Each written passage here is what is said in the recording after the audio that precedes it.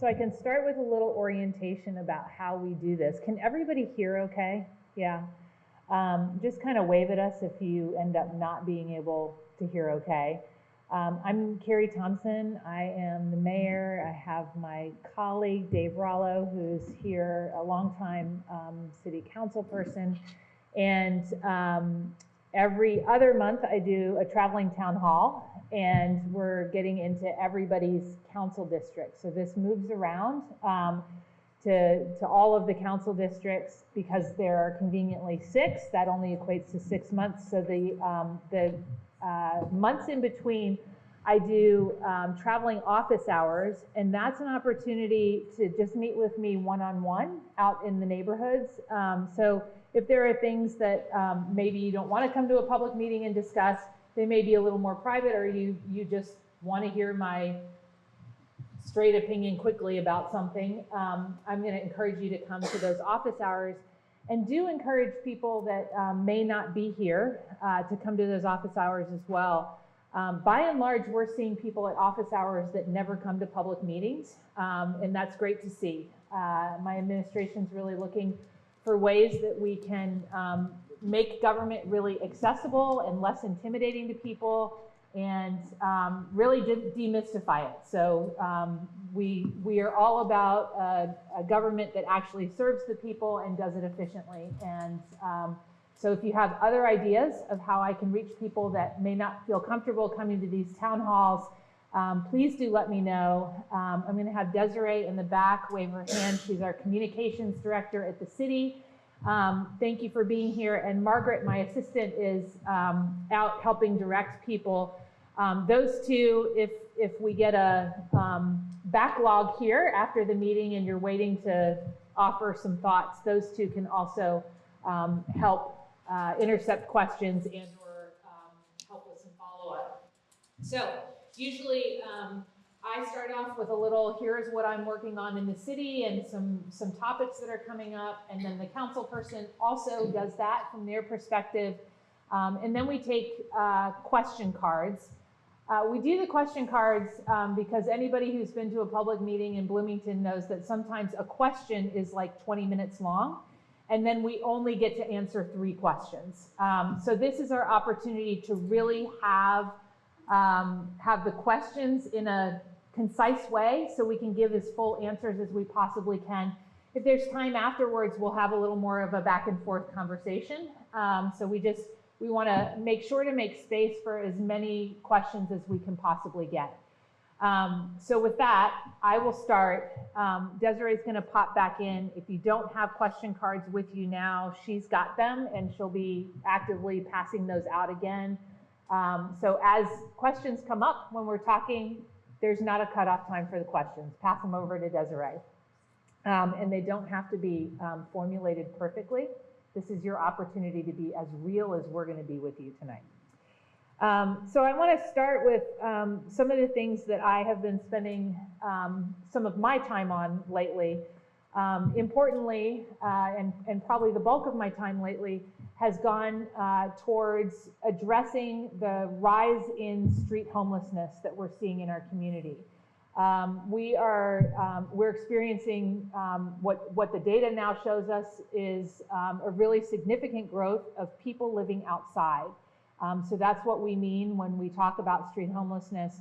Of course, for the people who are living outside, this is a real crisis. And for our community, it also has become quite a crisis because it's very hard to meet people's needs when they're outside and moving around.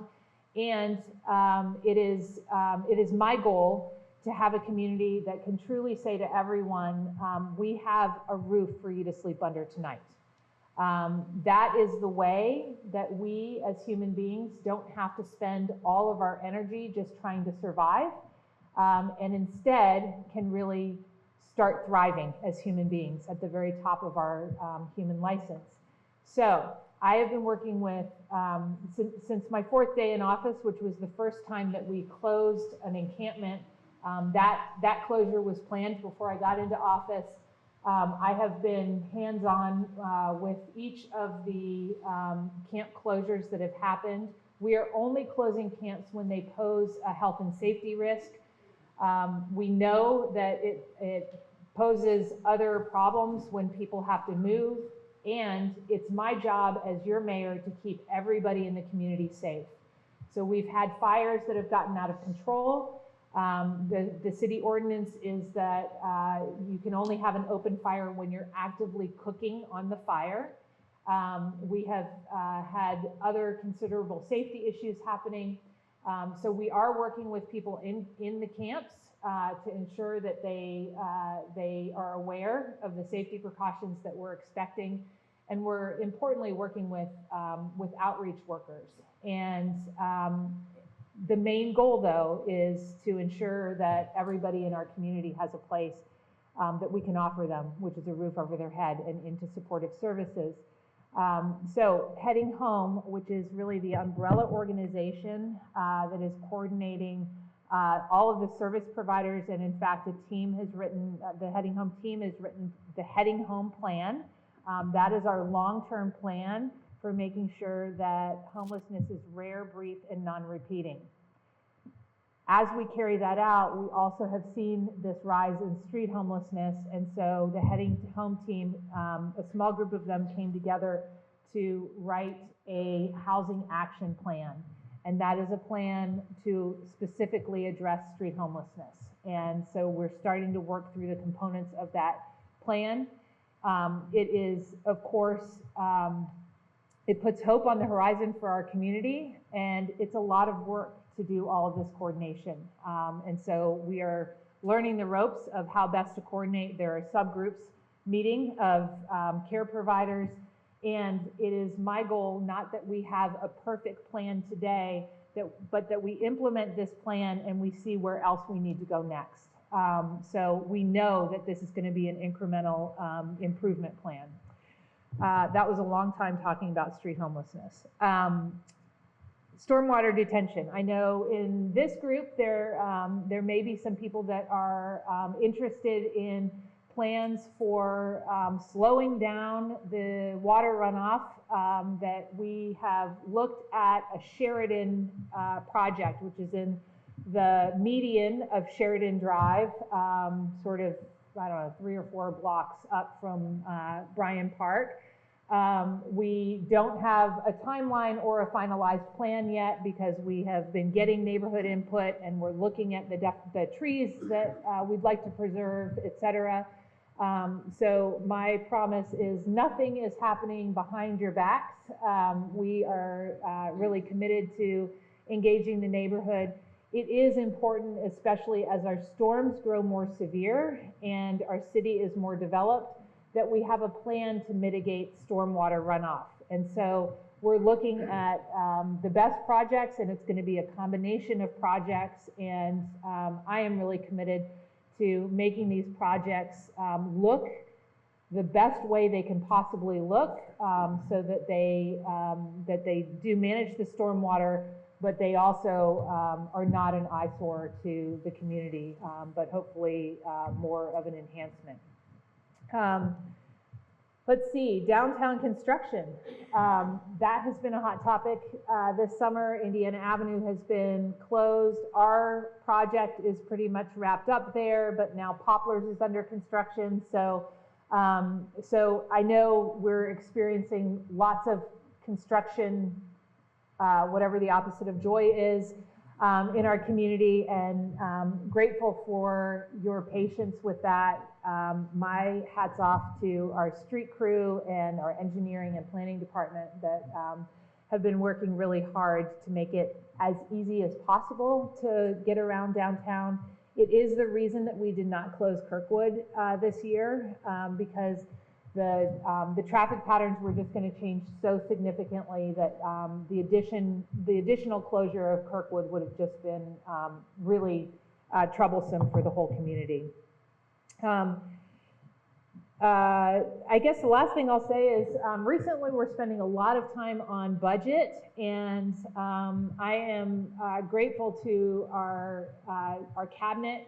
The administration has just really a gifted cabinet that shares my commitment to input and collaboration, and they have been working really hard at putting together all of the city's priorities, as heard from both council and from residents, and trying to balance that with a commitment of really trying hard not to increase taxes.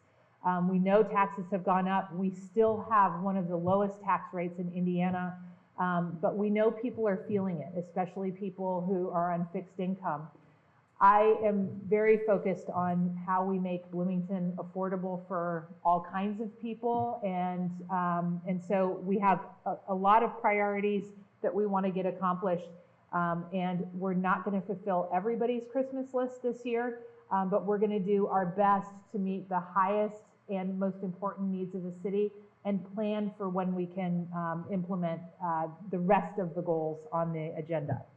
And it's been a joy to work with Dave on the budget and beyond, and I'm going to hand it over to Dave. Oh, thank you. Wow. Does this work? Yeah, okay. Good to see everybody. I just want to say you can contact me the third Saturday of every month. I have a constituent meeting on Zoom at 10 a.m. and you can find it at bloomington.in.gov/council. And I may start having them. We got into that habit. What's that? Elevate my voice? Speak louder? Okay, or do you guys like the meeting? So hopefully soon I'll be having more personal meetings, but I'm of course available if you just want to contact the council office or email me and I can meet with you. So I landed in, this is my 6th term, I think, on the council, and I served with Tim Mayer, who's seated here, and Sue Mayer. Welcome. And my focus has always been on sustainability of the community, and I don't want to get into the weeds on that, but just overall to say that my primary focus in this term of office is working with the mayor's office on infrastructure. And there's a lot of infrastructure needs in the community. You can probably count a lot of them. And there are infrastructure projects that I hold in a bit of suspicion, prove to me that this is needed before we implement it. And so I like to see data, and I'd also like to see collaboration and, of course, people, sort of a charrette process where people, it's a grassroots, building up. What are your needs? Where do you find problems? Where are the potholes? Where's the stormwater needs and things like that before the city goes ahead and implements projects like that. So I'm interested if people have any concerns about the High Street Side Path, the Hawthorne Weatherstone Greenway, the Sheridan South Downs stormwater retention basin that's planned right now. I used to represent Green Acres. I don't anymore. So District 4, I represent District 4, which is now more or less South Central, South Campus, and sort of centrally located in Bloomington. Used to represent Green Acres, and there's some concerns there about, it's about 80% rentals. So their neighborhood is essentially, has been more or less transitioning to rentals, and a lot of the owner-occupied residents there want a conservation district, which I'm for. And so that's a debate that's coming to the council soon. As Carrie said, we're going through budget right now, and we'll go, happy to answer questions about the budget. I've been very high on public safety, and I'm glad to see that the mayor has been engaged with both the firefighters and the police union to negotiate fair wages and fair compensation, which is absolutely needed in order to have, just the basic service of public safety. I'm also concerned about housing quantity and housing quality.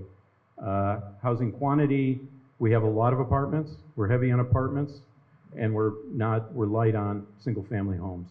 So one of my focuses is on protecting single-family homes, protecting neighborhoods, making sure that those homes are available, especially for first-time home buyers, because there's a lot of competition out there in order to, among investors, essentially buy up those properties and rent them. So I think that's a threat. And during the discussion on the budget, I was very gratified to hear that the city administration is interested in focusing on Airbnbs and regulating Airbnbs, and how we do it and how we go about it it's important. There's something like, I believe Gretchen Knapp, Deputy Mayor, quoted the number of 800 or so in the community. So those are homes that are essentially taken out of the housing market. Also very, very interested in how we address homelessness in the community. I'm interested in this report and talking to people involved in that. I think that we need to, it's a tremendous cost to the community. Just going through the budget, for instance, just in terms of, not just counting the human cost, which of course is great for the people who are homeless and people who have to essentially administer the care and concern and everything that goes with it, and then the cost to, well, there are many costs involved. Public safety, public works, parks and rec, including hiring private security for Switchyard Park. That's a huge cost. So we need accounting of this cost in order to find something commensurate that's going to reduce costs and also address the problem. So I'm very interested in that. And is there anything else I want to? I'll leave it at that. So let's proceed. Thanks. Thanks, Dave. So again, we have a former city council member here, Tim Mayer. Thanks for, and Sue also, served the city very well during that term. And we have 2 firefighters here. So thanks for being here, serving some extra hours in a town hall. Really appreciate your participation. So we have a number of questions here, and Desiree is in the back. She's waving her hand. If you wave at her and tell her that you want a comment card, she will bring you one, or you can just pop up and go get one. We are not cutting off the questions, so you can just keep them coming. I have sort of laid them out, and you can feel free to pull any of those that you want, Dave, but I have a couple of these on annexation together. So I'm gonna blend these annexation questions and sort of answer them as one. One says, I feel like I only hear about folks not wanting to be annexed. Do you hear from individuals who do? And where is the annexation appeal process now? And the other is about the county jail and whether we have been approached about sewer extensions for the county jail. So, yes, we do hear from people who would like to be annexed into the city. We hear from them in various ways. Frequently at public meetings, they will talk to me about, is there any way, I'm in one of the areas for annexation, we didn't get in during this process. Is there any way for me to get in, or how could I influence the process? So that is a relatively frequent conversation that I've had. It also, I think, is worth noting that I've had people come to both town halls and to office hours, mostly that want to talk to me privately about what annexation really means. Many of them have been involved in in their neighborhood conversations against annexation, and what we're really hearing is that people really didn't feel welcomed in at all during the annexation process. And so I'm looking for ways to have some more open conversations with people. We are in an appeal process for the annexation, so that's where we are right now. The initial, both the constitutional and the areas 1A and 1B were found in favor of the citizens against annexation. We are appealing that decision, and I'll just share why. The studies and the patterns of cities that do not annex versus those that do. Cities with zero elasticity, meaning they lock their boundaries where they are. Both the county and the city end up not accelerating any economic development. And in fact, most of them go into some kind of decline, relatively speaking. Whereas with some elasticity, the cities and the counties around them end up really prospering both together. So the studies are pretty conclusive about that. In the absence of a decision on the appeal process, we are talking to several people who are interested in voluntary annexation. So we're open to that and in conversations about that. And that brings me to the new jail. If the Vernal Pike property is chosen, I told the county we would absolutely welcome that. There are a few properties in between that Vernal Pike jail property and the city limits, and so we would work with those property owners to see about voluntary annexation so we could get contiguity with the city in order to annex the jail property. And of course the other city services all come with it, including bus routes. So, do you have any in here that you are? Could I address that? Yeah, go ahead. Because, you know, Carrie and I agreed on a lot of things, and she's doing a lot of good, but we don't necessarily agree on growth. And just by show of hands, how many here feel that Bloomington is too small and needs to grow? Needs to get bigger. Okay, a few hands. Okay, like a bigger city, five or so, six maybe. Okay, that's fine. I mean, I'm a skeptic in terms of growth. I've seen studies that show just the opposite, that there's a cost to growth. There's a cost in terms of pollution, congestion, crime, and it's a cost to taxpayers as well. There's a study out of Albemarle County in Virginia that shows that there's a cost of growth. So I want to represent my constituents.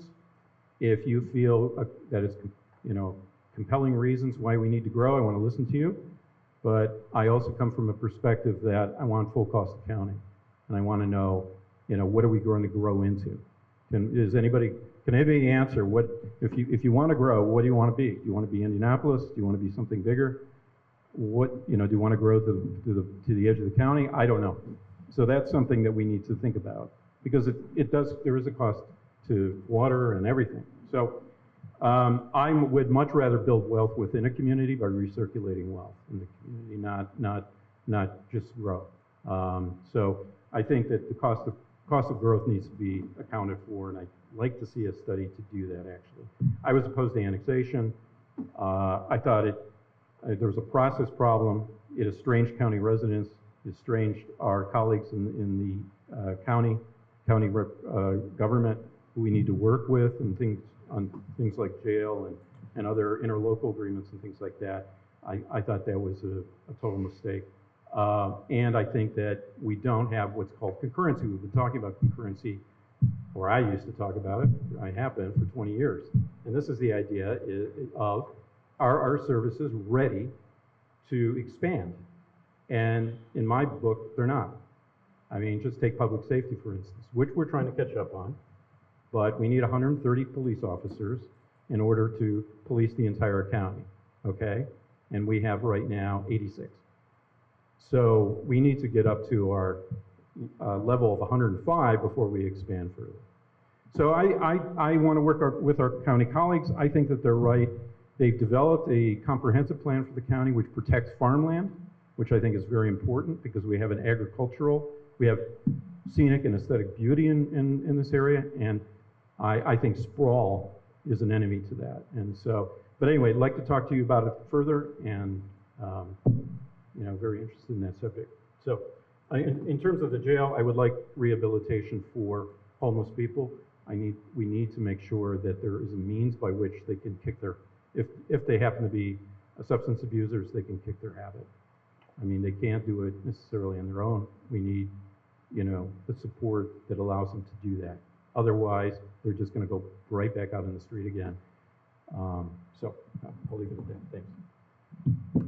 Okay. Do you want to take the first shot at one of these, or you want me to keep going? Which one? How about this one? It's short. Are there any updates on the convention center expansion? Funny you should ask. We just had a $900,000 A resolution to support $900,000 to the Capital Improvement Board to go ahead on the convention center expansion. I like to call it a civic center as well as a convention center because it needs to serve just, everyday ordinary people in the community, not just to bring in conventions. I think that the due date for the final, for the project to be completed is 2027, is that right? So far, yeah, with no further delay. And right now the CIB, the Capital Improvement Board, is working on the architecture, is working on a hotelier. They've got 3 options right now. And I made a few asks at the meeting.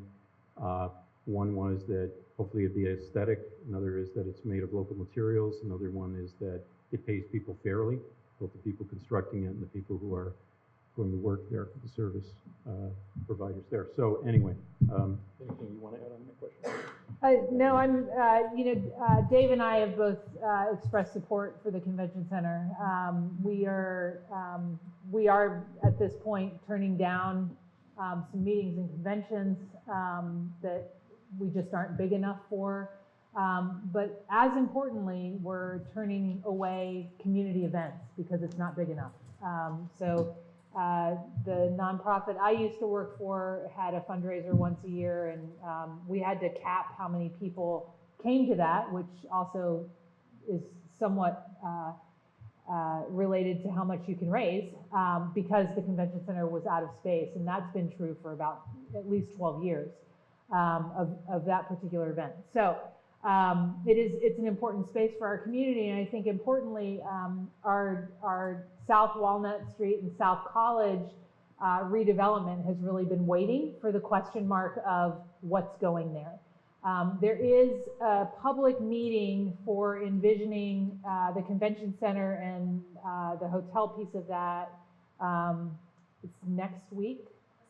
It's on the 16th. She has it in her brain.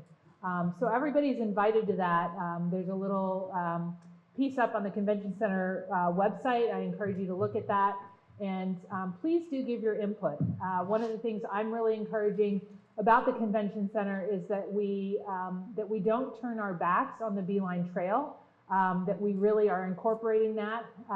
More eyes on the trail, more participation in the trail, and interest points on the trail are what help keep it safe and used. And so that is one of my big asks with the convention center, is that it acknowledges that trail and really encourages people who are attending conventions to engage there.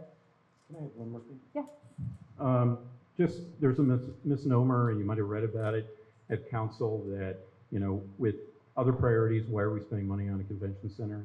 I mean, it's important to note that there are different funds for different projects, and the convention center comes from a separate fund, and it's supported the capital improvements that are going to add on to the existing convention center is supported by the food and beverage tax, and then the operations is done by the innkeeper's tax.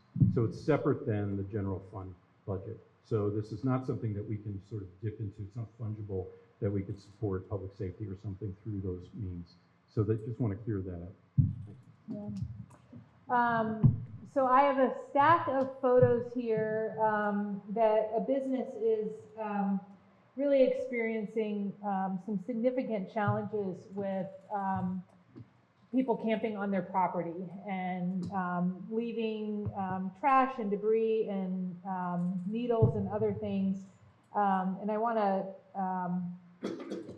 one of the questions is, why should a business that has been in Bloomington for 50 years have to deal with cleaning this up? And there's also a note that they have requested meetings with the mayor and haven't gotten a response. Margaret, are you in here? Okay. Margaret will wave her hand in a minute. Whoever asked this question, there's Margaret. Whoever asked this question, please see Margaret before you leave, because I want to meet with you. So I don't know where you've been requesting, and I'm very sorry that you haven't gotten a meeting with me, but I'm interested in meeting with you. In tandem with the housing action plan, that addresses the housing piece of things. My administration is working in the next 4 months to produce a downtown and neighborhood safety and vitality plan that aims to help support just these kinds of things.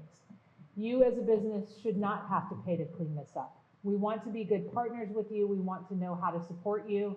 And I want everybody to know in this room that we have met with the Indiana Recovery Alliance, which heads up the needle program in our community, and they are going to come clean up needles. So we're working on a form, so you can just click something and fill it in, and that will go straight to the IRA about where the needles are. And they are already trained and will come clean up those needles. And we're very grateful to them for picking up that piece of the partnership. And whoever this is, I am as committed to our downtown businesses, to all of our businesses, as I am to solving the housing challenge. And this is why. If we don't have good economic development in our community, we have no resources to help people. So this is not an either or. This is a both and. And as a community, we truly have to help on both sides. So I know that you may call me an idealist, that we can, thinking that we can solve this problem. We can, and we will. And it takes compassion, and it takes hard work, but it also takes communication, and it takes enough communication that we can rapidly address problems before they get too big. So we're working on that. I am deeply sorry to whoever this is that they haven't gotten a meeting with me yet. We will take care of it, and I'm happy to meet with you. You want to add anything to that? Well, it's this is kind of a touchy subject, and I'm alarmed at the needles in parks and things like that. Happy to hear that the group that gives them to the homeless are going to address it, or at least pick them up. But I often wonder, and I'm just, I'm open to this question. To what extent do we facilitate drug use by giving people needles and giving them a sort of everything they need to take to continue their habit? Now, one side says, well, that's harm reduction. You need to do it because otherwise they're going to share needles, right? They have a habit they can't necessarily break. And so in the meantime, we've got to help them. The other side says, well, are we facilitating it? And I'm sort of open to that debate. I don't know. I mean, I'd like to hear from people and tell me what you think about it, because I'm very unsure about what position to take at this level with people who have, chronic addiction, and who are clearly getting worse, lying on a sidewalk. Are we helping them? So I'll leave it there. And you want me to take the? You can take one. How about we take say? One. This is an easy one. Are there legal ways the city can limit the number of properties a real estate developer can own? No. Sorry to say. We're limited by home rule, and so there's only so much we can do. So we can't do things that is, the business of the state or federal government. I understand the nature of the question. I'm concerned about it. I think that there's a lot of capital floating out there among sort of the 1% that are aiming at returns, and they're looking at properties, and Bloomington is an attractive market to buy in.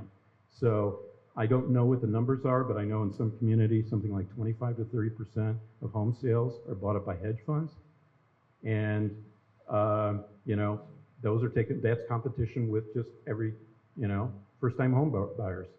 So no wonder they can't afford it. There is federal legislation apparently to prohibit that. That's in Congress right now. And so contact your Congress people and see if we can have bipartisan support on that, because I think it's in the interest of everybody.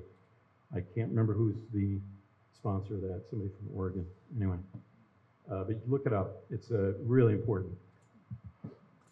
I want to mention, I'm going to circle back to the Airbnbs and some other things in the context here. There's probably limited amount that we can do about controlling Airbnbs, but we can regulate some. Not all of the Airbnbs are used exclusively as Airbnbs. Some of them are people's homes that they rent out on a weekend to help them afford to live in Bloomington. I certainly don't have interest in limiting people's ability to help themselves live in Bloomington. And I am working on a team of mayors, a bipartisan group of mayors that is going to put together a really significant housing bill, federal housing bill next year. It is a bipartisan group. It will be a significant amount of funding, and we're committed. Of course, I'm really hoping that we get Kamala Harris elected, but no matter who's in the White House, this team of mayors is committed to getting a good housing bill passed. Many of our communities need it, and in fact are really desperate for it.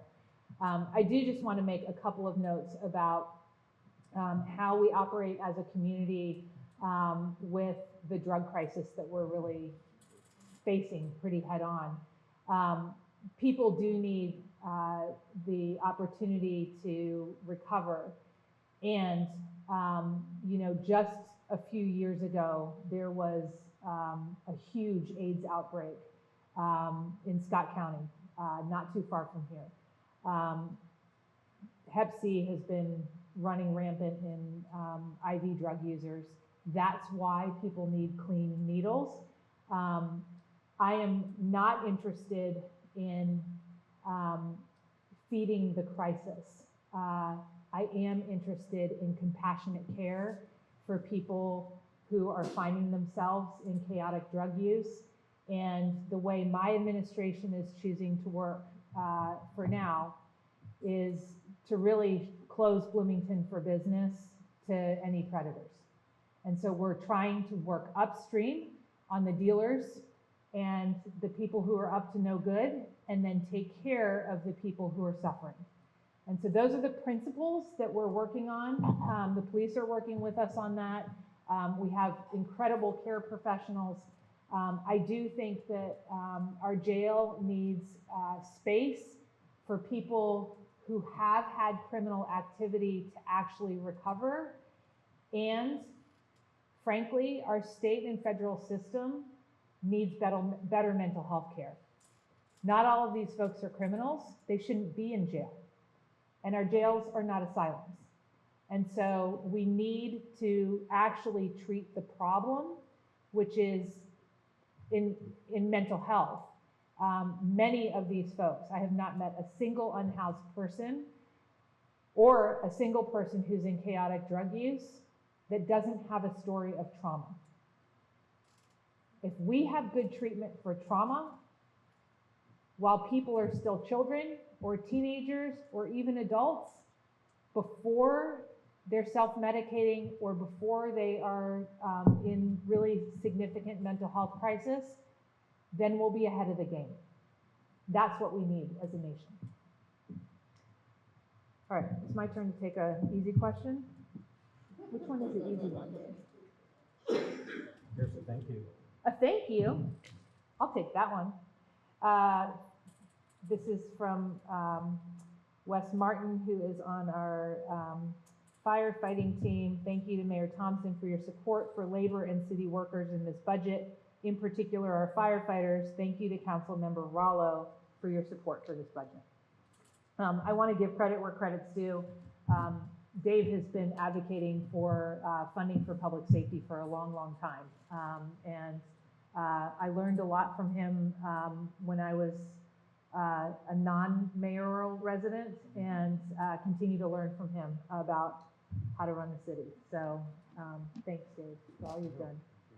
I'm going to take a stack about greenways and what we do more or less in neighborhoods.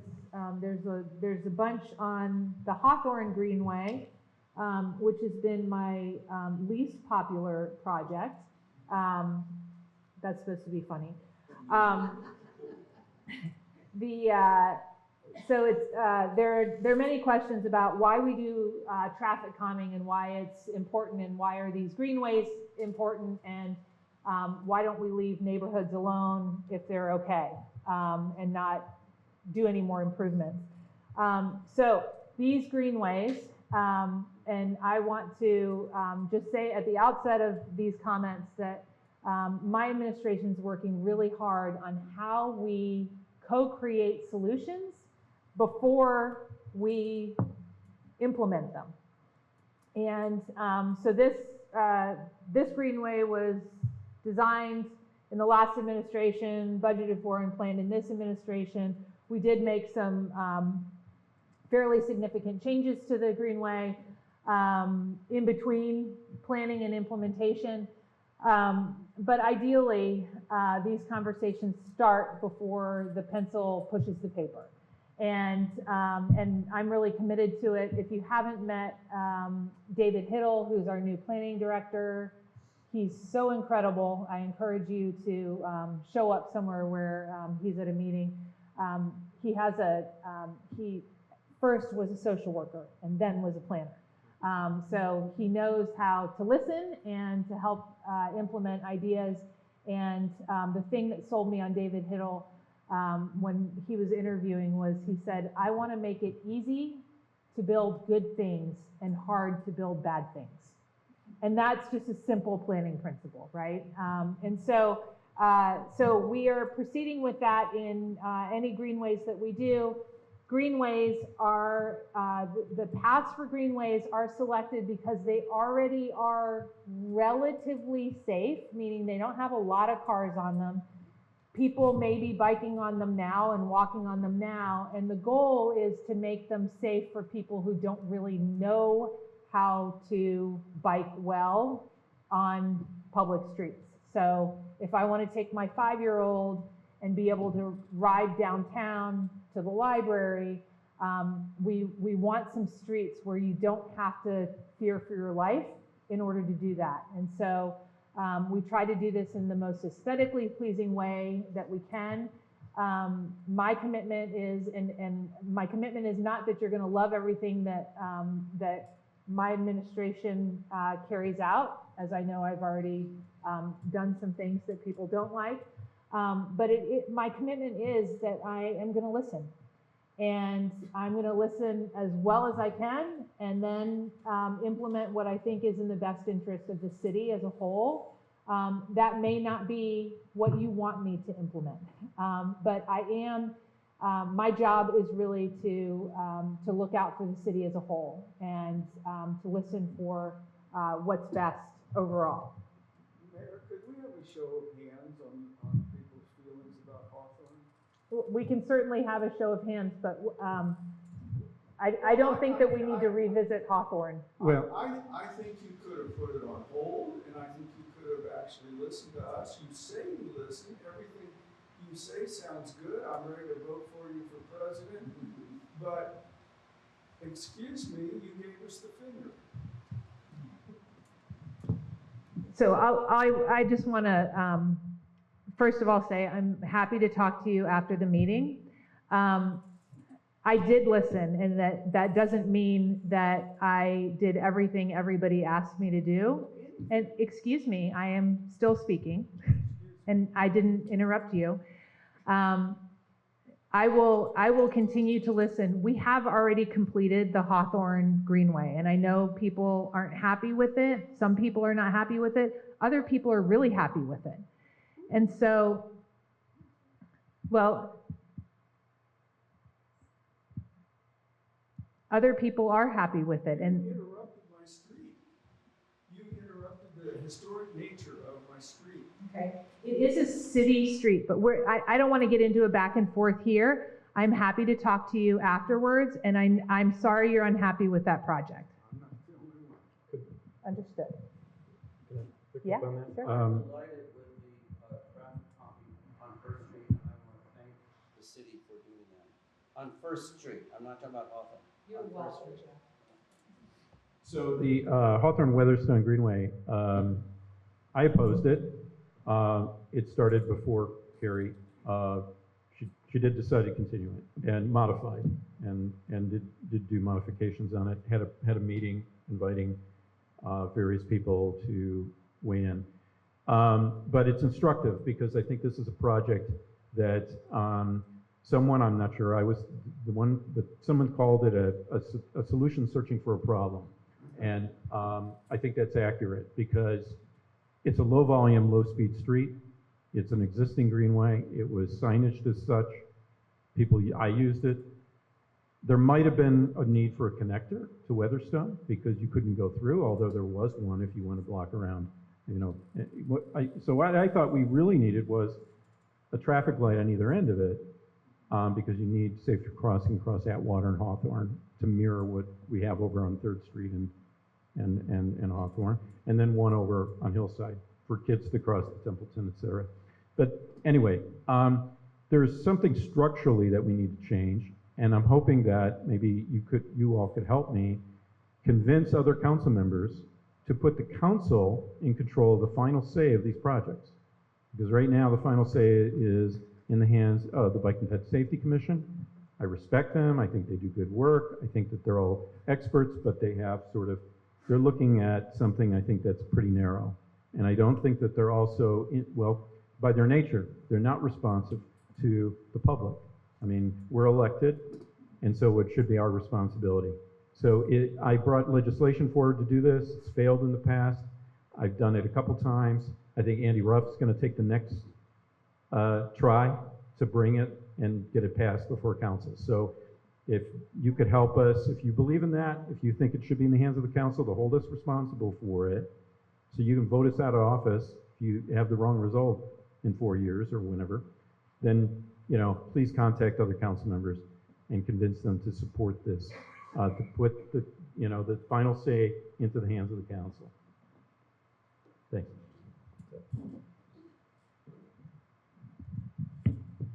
All right, so we're still taking questions, so you can keep sending them to us. The next question is, what are the plans for leaf collection? The plans for leaf collection are the same as they were last year. We will be providing bags for pickup and encouraging people to mulch, and then we will be picking up the bags. Any bags that you do want picked up, we will pick them up curbside. What about the tree strip between the sidewalk and the street? That is the homeowner's responsibility. So we used to spend about $700,000 on leaf pickup. It's a lot of money. When the previous administration came and said, let's do away with it, I voted no. The reason why is because I thought it was done too quickly. We should have transitioned. I think a lot of people who don't have yards where they can put their leaves and maybe are low income, have no means by which they can hire somebody to carry them off, are in a difficult spot. And so I thought that we should have kept it going for some period of time. And then concurrently with that, give people the means, instruction, compost bins, whatever, to start the composting process and have it happen naturally over time. So I would have reinstituted it in some means, but that's the administration. The administration brought to us a budget. It's not in it, and so I'm curious to see how people feel about it. So please contact me. I don't know how many people would have liked to maintain the leaf pickup. Okay, so fair number of people. Okay, maybe a third or a quarter. Okay. Yeah, just to be clear, we're continuing to pick up the leaves. They just need to be bagged. And so the difference is you rake them into a bag or you rake them to the street, but that's the only labor difference here. So UDO, and I will say, we're using that money plus the time that it was 7 weeks of the street department's time. They are repaving your streets during that time. So that was one of the most important learnings I had, is that we can take better care of our streets, and that leaf picker upper machine got like 3 miles to the gallon. It was really a terrible, terrible environmental beast. You want to take another vote? Nah. Okay, so these are some UDO questions. The first is, if the UDO is revisited once again, What plans are there for both the mayor and city council to do the heavy lifting on the front end to ensure a thoughtful, data-driven, collaborative process? So the UDO was not anticipated to be changed materially for 10 years. However, I know the council tomorrow night is picking it up in their consensus building activity. It's on the agenda. I would say if the UDO is going to change in any material way, we ought to be having public forums and public meetings. With that, I'm going to really encourage people to come with an open mind instead of coming with outcomes that they want before we listen to one another. Our community has challenges. Our community has opportunities. Some of them can be assisted with the UDO. And when we come together with curiosity instead of judgment, my very favorite Ted Lasso line, we really create a space where we can understand what problems people are trying to solve, and then we can create solutions together better than any person can do in isolation. What doesn't work is if we have sidebar conversations before we understand the problem that we're trying to solve and get dead set on a certain outcome. So I'm encouraging true dialogue, listening to identify the problem, and then co-creating solutions together. And I don't know that we have any solutions on the table yet. I do know that tomorrow's conversation is about homelessness. And so the UDO conversation will be about housing. Could you help us know what a UDO is? Oh, I'm so sorry, yes. The UDO is the Unified Development Ordinance. It sets the high-level development principles, and then there's a whole bunch of code that supports it. And in Bloomington, we've done a great job of layering code on code on code, and it's very hard to pull it apart and understand what you can and can't do. Our planning staff is really gifted at helping people understand, but the UDO is the high-level document. Mm-hmm. Could I just add that, so the comprehensive plan is sort of the vision document for the city. So you might want to check out that, and the UDO is supposed to follow it. The UDO is the code.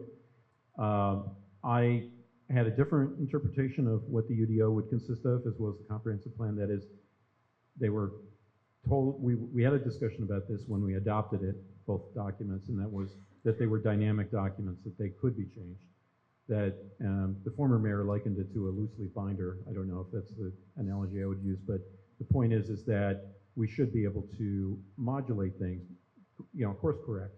We're doing the wrong thing. Well, let's do it differently. I mean, I'm still opposed to upzoning in the city. I would love to readdress that. That is flexing homes for apartments in single-family neighborhoods. It did away with any single-family zoning. I've never been happy with that. I still think it's a threat to neighborhoods. A lot of neighborhoods have struggled very hard to have an owner-occupied majority in the neighborhood. So I'm not sure I'm going to get anywhere with that, but it's something that I'd like to talk to my colleagues about. There's a lot out there, of course, but I would like it to be originated by. It could be originated by the public, by the council, but I would like it vetted by everyone in a bottom-up process. Most definitely. Thanks. I will say the loose leaf binder concept is we should be adjusting things if they're not working. The challenge is that we frequently, if we're trying to change things all of the time, we lose sight of the big picture and why something was there in the first place or how it's going to affect something else.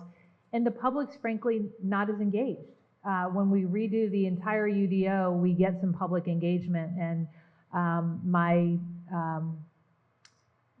I guess my concern is, can we capture the public's attention to get some input on these changes? I think there are some important changes that'll be discussed, and I just want to make sure that we get some input. This last question, and if you're holding cards, hold them up so somebody can come get them from you, or you can feel free to come down here. We're kind people. The last question that we have is, I think the UDO is too limiting of people being able to educate friends and neighbors in their homes, yards, and gardens. Can we change this to match current practice? So this is another one of the things that can be considered when we're looking at UDO changes. And so the answer is the council appears to be looking at some more significant UDO changes than we had anticipated making anytime in the next year. And so if there are other changes, I think we want to incorporate them at least into the conversation. Is that it? Is that the last one? All of them, unless those say something that we haven't answered. Do you want to talk about deer? No. I would love to talk about deer. I'd like to just hear people. We've been talking a lot, Yeah. so if people want to stand up and have their say, I'd be very interested in. Come to the mic because Katz is capturing this. So am I invited to talk about the deer? Is that it? Oh, or whatever. Okay. I understand why each mayor pushes it on to the next mayor. It's controversial. I mean, deer are beautiful animals. It's a delight to children and many others to see them, but they endanger children. They act kind of like pets, but they are wild animals. It endangers cars. A car trying to avoid a deer could hit a child. I know someone who tried to avoid a dog and had an accident. That's just the facts of that case. It would be better if it were a deer for my argument, but anyway. But there's nothing to control the deer population. We have groundhogs, we have all kinds of critters. We can do have-a-heart traps and dump them in the backyards of poor people that live in the country. But we're not doing anything about the deer. Our children and grandchildren are going to live in a I don't know what you call a herd, I guess, of deer. It's talk about sustainable. It's not a sustainable situation. Some people say, well, the deer were here first. The pioneers, I don't want to get into all that, but anyway, they pretty much eliminated deer, bear, mountain lion, and so forth. The DNR is reintroducing beaver, which are cutting down the trees that I keep trying to plant, and turkeys that are giving me turkey mites, and deer that are giving my friends Lyme disease, and all of us, you can't even go out in the woods anymore, except in the winter without getting covered in ticks and worrying that you're going to get Lyme disease. Somebody has to do something at some point. I don't blame anybody for avoiding the subject, but it's not responsible to keep avoiding it. Thank you. Thanks. Can I make a quick response to that? Okay, since I spent 2 years of my life working on deer. So I think the biggest predator right now of deer in the city are cars. And it's not kind to the deer because they get injured and they limp around for a week or two before they die of sepsis. So that's a terrible fate for the deer. So it's not kind to have deer overpopulate. There are people who have problems with gardens. Either they're ornamentals or they're food gardens. And I think that it discriminates against low-income. Any trees, Dave. Yeah, They rake everything, sure. Anything's fair game for a deer if they're hungry enough, essentially. I've seen them with 2-3 fawns this season. And then there's the public health hazard, which is the tick-borne diseases, which I'm concerned about. So I really do think that and you said it correctly, and I'm sorry, sitting here with the mayor, so I'm put the mayor on the spot in a sense. It's an administrative function to focus. I mean, the council can't do it. The council can make laws, we can change laws to allow whatever it is that we're going to do. Now, back in 2011 or so, when we did this report, or was it 20, I can't remember, 13 years ago, there was only lethal options. And now there's probably more sophistication. So I think that there might be an opportunity for using birth control, because back then we couldn't. So now I'd like to explore that. But the first step is just to count them. I would just like to know how many there are in the city and go from there and see if it really does demonstrate a problem, because it does need regulation. And by the way, if we're going to leave the deer there forever, I think that predators will come in eventually. And we're seeing more predators in the city. So that's just, the ecological response that we should expect. And that's a whole different situation. Well, right now we have coyotes, certainly. I heard them last evening. I live near Deer Park. But there's also mountain lions. Mountain lions have been spotted in Bloomington. And then there's the other problem, which is you have vigilantes that poison deer. And I reported a couple of cases where in Sycamore Knolls where somebody was poisoning deer with rat poison. And that's an indiscriminate way of killing, putting feed out, you kill anything, right? And then anything that eats it is going to be poisoned, et cetera. So I reported to the DNR. I don't know if it's still occurring, but this is what happens when you get to a social carrying capacity level where people get so frustrated that they do something reckless like that, and illegal, by the way. So anyway, that's all. Other comments? Yeah, can you come up to the microphone?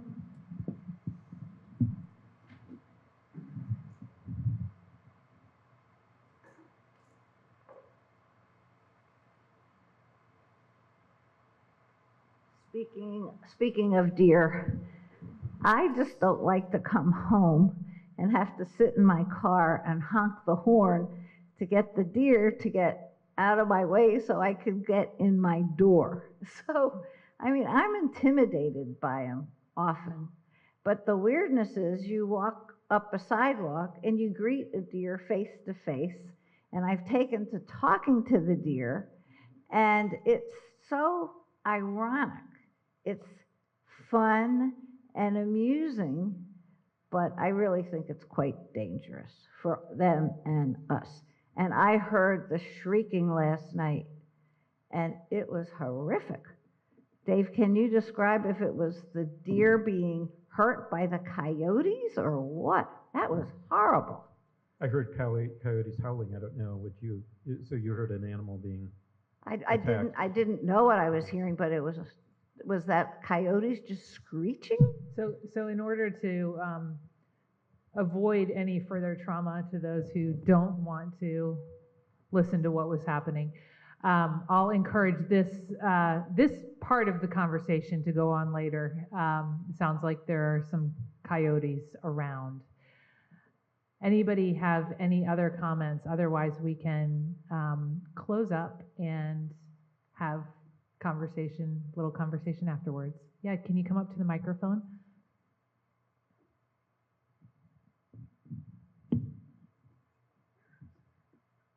So is this like council where I need to state my name? You're welcome to. We'd love to meet Okay. you. Many probably already know me, but Jamie Scholl, so thank you for your appointment to the Commission on Sustainability. So some of the things, if you'd watch some of those meetings and thinking about the UDO, there are places in the UDO where there are discrepancies. So such as the leaf collection, I'm fine with that, but then the composting might be in a part of the UDO that's like where the weed ordinance is, where things are putrescible. So there's different areas of the code that are not supportive of other initiatives, especially sustainability initiatives for the city. So if we're doing these open discussions, is there someone in the administration or a team that will look at that so that I know that I wouldn't need to, or the Sustainability Commission would not need to pull those out, because that is something I brought up to those meetings. Thank you. So the answer is yes. When there are conflicts in the UDO, we do really appreciate if you note them.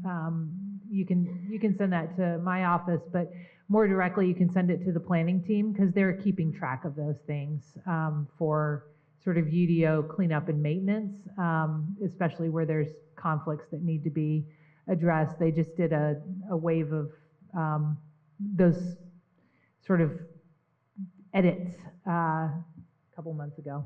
So, yep, happy to hear about those.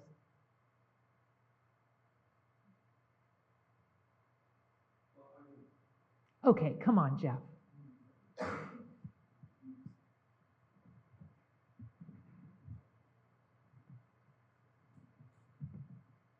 So thank you both for doing this tonight and for doing these forums. You touched upon working, both of you, briefly with the county as it related to the jail, but there's a whole host of issues, and certainly housing is a major one, and there's a lot to be done there. So I have a two-part question. One is, how is it going with the county? How is this new mayor, who I support fully, but how is it going with the county, and what's your feeling about what's ahead in collaboration and getting things done? And then also, I go to these meetings all the time, and we never mention Indiana University. So I'm just going to mention, if we're solving housing problems, we need to work with the county and the university and the city. All three of us need to work together. So, and that's a responsibility, I think, for the city as well as for the county.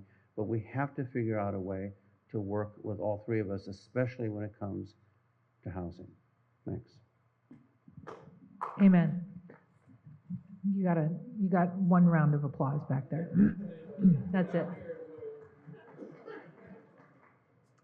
On all of these complex issues, we really need county, city, and university working together. And we're just like Dave and I, we agree on some things and we disagree on other things, and we stay in conversation. And that is the art of human relationship that is being lost more and more today, but it is where we need to be as community. You should be able to criticize me and a greenway or something else you don't like that I did, and we should still be able to talk about our next topic of conversation without the presumption that we're going to disagree, right? And so on all fronts, that's happening, and I think leaders. My role is to serve the people of the city of Bloomington.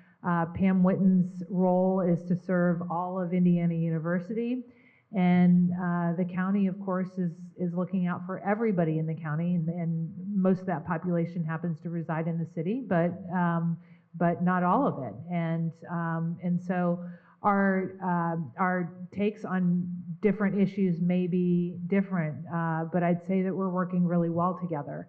We have for the first time, I think it's next week, we have a whole leadership team from the city who is meeting with an entire leadership team from the university. So we continue those conversations, and of course, every day we have people, county and city and university working together on real-time projects. These firefighters, have shared agreements with the county fire. We have a member of our police here. Thank you for your service, and we also have assistance agreements with other law enforcement agencies. That's critical. We live in community. We have to help each other. We have to be willing to state the needs of the people that we serve. Those aren't always going to be the same. I would say on housing, there are particular pressures created by being a university town. The university has already stated that they are going to reduce their undergraduate population, their undergraduate enrollment. We've built an awful lot of housing that's targeted just at undergraduate students. So my goal in any UDO changes would be that we are targeting the non-undergraduate population with the housing that we are aiming to create, retain, whatever it is. The county is really not building any housing. They're turning down developments. That leaves an enormous pressure on the city, quite frankly. So they're in the middle of their development ordinance right now. They're having public meetings about it. I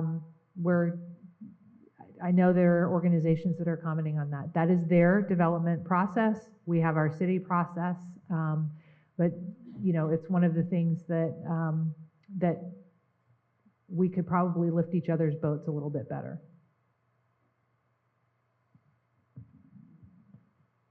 That's a really good question and great response, Carrie. I would just add that, I mean, we're not unique in the country in terms of housing costs being, you know, at their all-time high. It's probably a bubble of some kind, a real estate bubble. But in the meantime, regarding IU, the demographics, their own reporting shows that they're going to experience a decline in student enrollment in the future. So there'll be less demand coming from there. The council just approved the Summit development, which is, regardless of how you feel about it, quantitatively it's 4,000 units. It's going in the Sudbury area, which is southwest part of town. I thought it was a missed opportunity because I thought that it should include more owner-occupied housing. So it only has about 20% owner-occupied. It's going to have a lot more apartments. The housing study that was done in 2019, I think it was, 2020, indicates 3,600 or so new units needed by 2030. That one development essentially, I won't say takes care of that need, but basically it fulfills that need as directed. But I would say that we need to really concentrate on owner-occupied housing. That's why I'm going to support the conservation district over in, which your administration supports, doesn't it? You support it. You don't support it. We have not opposed it, and I think there's some opportunity for conversation about how to keep things affordable. I mean, the crux of the matter is Green Acres, that's just east of campus, headed toward College Mall, and it's a lot of old workforce housing. It's small ranch-style homes that were bought up, you know, by workers at the university that moved there in the 30s, 40s, and so forth. I mean, they're ideal starter homes, but 80% of them are rentals right now. So what I hate to see are these, you know, there's one school of thought, which is, well, we need to densify the city. I'm fine with that, but it depends on where you're talking about. And in this case, what they want to do is conjoin properties and then build apartments, likely, okay? So the conservation district would prevent that. And so that's sort of the crux of the matter. So in terms of the county, I can't blame them. They want to keep the rural character of the county. So there is a debate to have and discussion with the city in terms of housing there. But they do have a comprehensive plan that was very difficultly arrived at. I remember I went through some of the process years ago, and they really battled to try to keep the rural nature of the county, to try to keep farmland in production, which I think is important for any community. And so, yeah, there's a give and take, but I see their point of view too. So I just want to make a note. I've been doing housing a long, long time. While we are not the only, by far, the only community in the nation facing just unprecedented housing costs, for as long as I have been here, which is pushing 30 years, we have been the least affordable place to live in the state of Indiana. And that is because we have a very high, it used to be only high rental cost, now it's both high ownership and rental cost paired with a low wage. Most of the rentals in the city of Bloomington, the income to pay for those rentals is not sourced in our community, nor is it sourced by the person who's living in that unit. that creates a really unique housing economy here, right? It's not one of a kind. There are other communities that look at this. But for instance, the Princeton has a center on the study of eviction. And I asked if they had done anything in big R1 university towns. They said, why would we? You're not in one of those housing bubbles. I said, well, you should look at the economics of university towns. And so sure enough, they're starting to look at it, and I've asked that we be part of a study that looks at university towns. We can't just produce the units for ownership though, because our median income is so low that most folks unassisted who are not already homeowners, who are working sort of middle of the way jobs, they can't enter the market unless we put together some finance tools as well. And we really are missing the mark on building a complete community. I don't mean building as in putting together a lot of houses. I mean creating and retaining a mixture of incomes in our community. Because all we're going to be left with, and what we're close to left with right now, are people who are subsidized in some way, low income, and people who either have been here so long and bought a place a long time ago, or they already have wealth.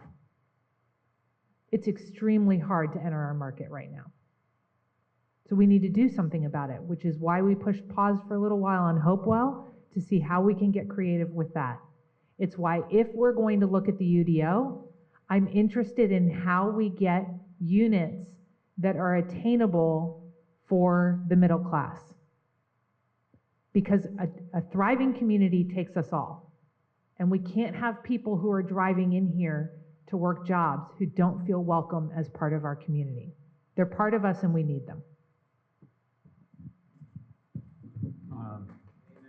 I agree with that. I absolutely agree. I want to also credit Carrie's administration for addressing wages at the city, something that needed to happen.